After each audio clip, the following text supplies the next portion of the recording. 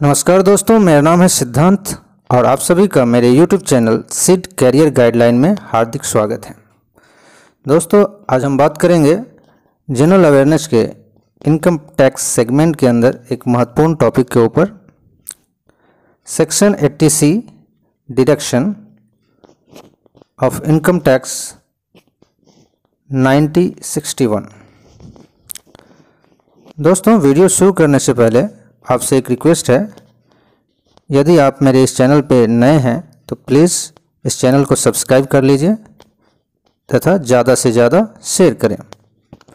तो शुरू करते हैं आज का topic, income tax deduction under section 80C। What is section 80C of income tax act?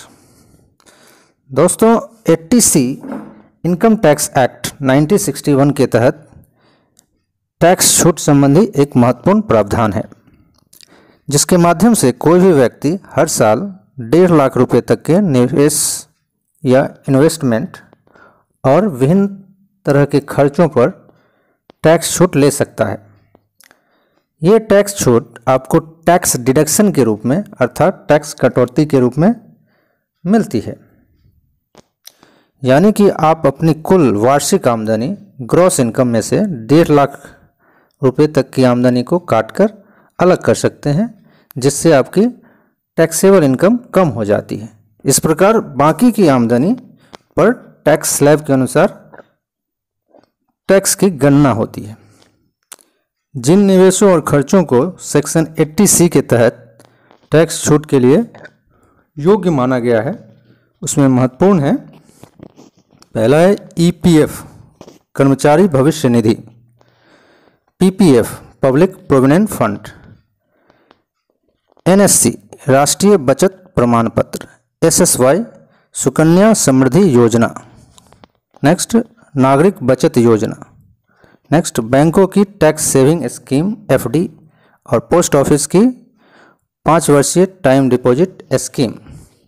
इसके अलावा national pension scheme NPS, ELSS equity linked saving scheme, next infrastructure bond, इसके अलावा होम लोन में मूलधन वाला हिस्सा,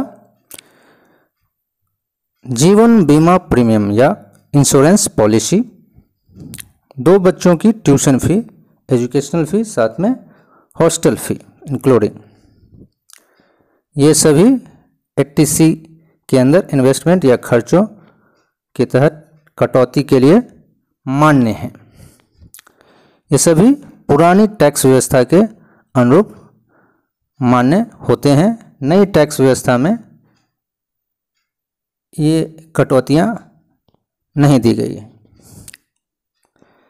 इनकम टैक्स की धारा 80C को सरकार द्वारा कटौतियों के रूप में शामिल किया गया है, ताकि टैक्स पेयर को बचत और इन्वेस्टमेंट के लिए प्रेरित किया जा सके, जो न केवल एक व्यक्ति को बल्कि पूरी अर्थव्यवस्था को भी मदद करता है।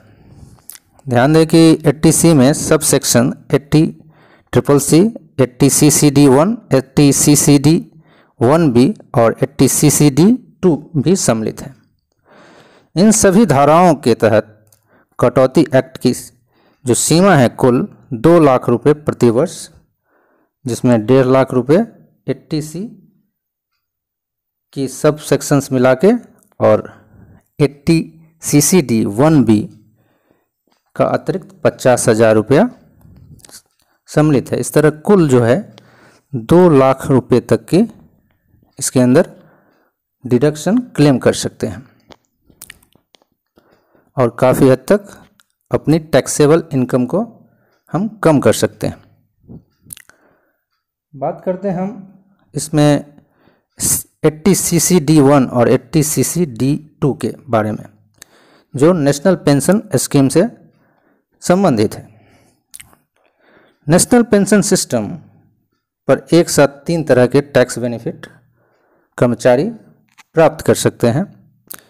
इसमें 80CCD1, 80CCD2 और एक अतिरिक्त सेक्शन है 80CCD1B भी सम्मिलित है। 80 CCD 1B में खाता धारक यदि 1.5 लाख से अधिक का उसका इन्वेस्टमेंट है तो 50,000 रुपये का अतिरिक्त टैक्स छूट का लाभ ले सकता है इस सेक्शन के अंदर।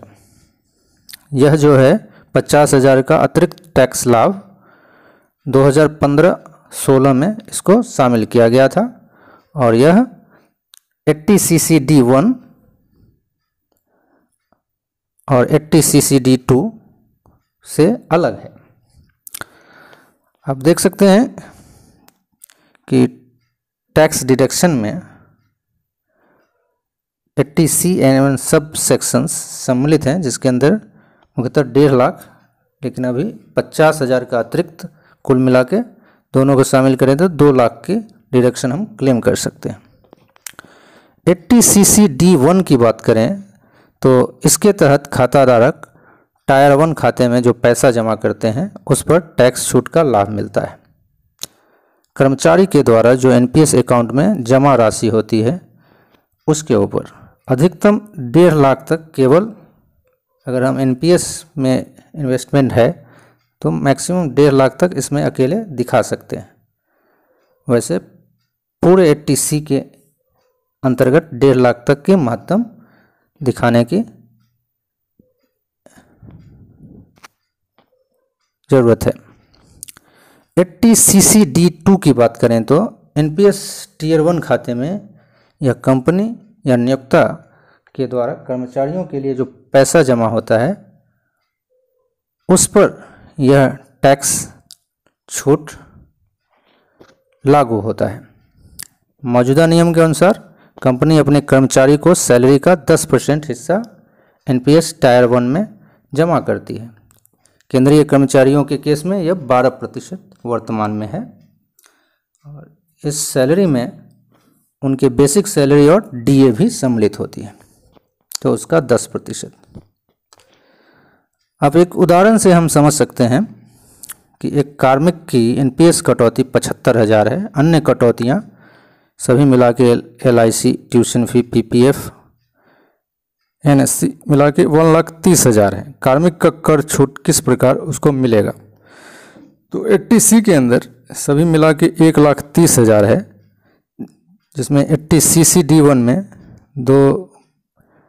20,000 या 25,000, तो कुल मिला के हम इसको अगर बोल सकते हैं 20,000 कंसीडर करें तो 1,50,000 का इसमें दिखा सकते हैं। जबकि 80 CCD 1B के अंदर अतिरिक्त 50,000 हम दिखा सकते हैं, तो टोटल 2 लाख की इनको टैक्स डिडक्शन क्लेम हो जाती है। So friends, 80C deduction rule जो है टैक्स सेविंग का एक महत्वपूर्ण उपाय है टैक्स पेयर के लिए। फ्रेंड्स, उम्मीद है कि आपको यह वीडियो अच्छा लगा होगा।